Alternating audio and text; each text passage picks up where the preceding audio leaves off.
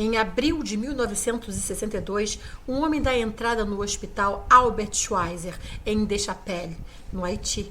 E ele tem um estado bem grave, cuspindo sangue, passando mal. 3 dias depois, 2 médicos, um americano e um haitiano, emitem um atestado de óbito. O homem, Clairvius Narcisse, é enterrado e amplamente documentado. Há pessoas no velório, o caixão desce ao solo e finalmente a família se despede. 18 anos depois, ele vai até a cidade onde ele vivia, encontra a irmã e diz: "Oi, eu sou seu irmão." E 18 anos depois é muito tempo, ela não reconhece de imediato, embora haja uma familiaridade, mas ele conhece os apelidos que eles usavam quando crianças e fatos que apenas eles conheciam. E a família precisa se acostumar que um ente querido simplesmente voltou dos mortos. E não é uma metáfora. Ele realmente voltou dos mortos. Eu sou Ed Van Fel e hoje nós vamos falar um pouco mais sobre os mistérios do voodoo.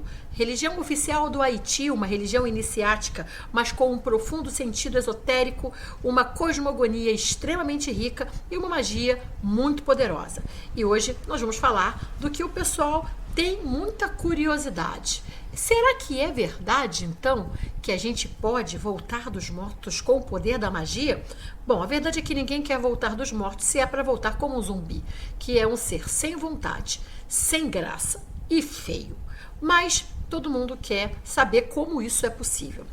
Em 1980, o caso de Narcisse foi tão forte que ele acabou movimentando a curiosidade dos Estados Unidos, que enviaram antropólogos, biólogos, farmacêuticos, médicos para investigar o caso que era dito como verdade. A questão é que Narcisse era apenas um dos muitos casos de zumbi no Haiti.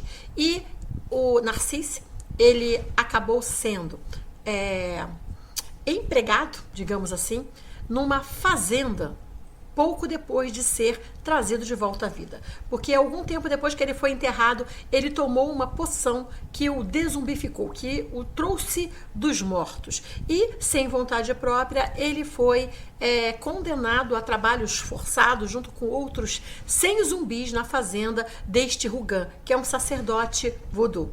E o crime de Narcisse foi não assumir os filhos que ele teve com algumas mulheres e não ceder um terreno que ele tinha a um irmão necessitado. Uma outra mulher também teve um caso documentado, foi reconhecida pela mãe poucos anos depois de ter sido enterrada, dada como morta, realmente enterrada. E ela também foi condenada, dessa vez por adultério.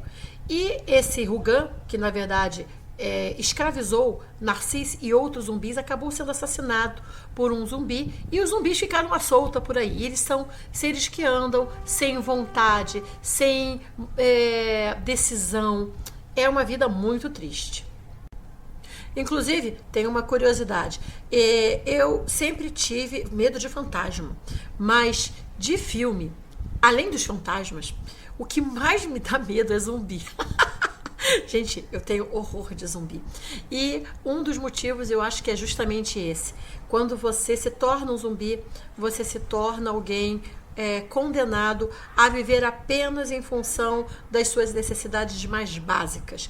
Você não tem mais projeto de vida, você não tem ambição, você não tem sentimento, você não tem emoção. Então acho que esta condição consegue ser pior que a de um vampiro, que é um parasita, consegue ser pior que a de um lobisomem, que é um amaldiçoado, e consegue ser pior que a de um fantasma, que está morto.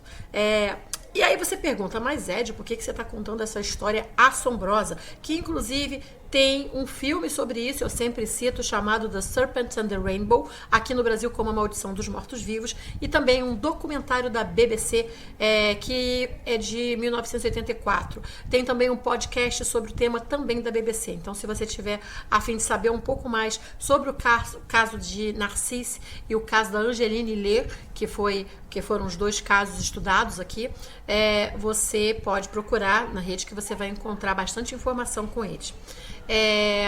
E por que eu estou trazendo esse assunto?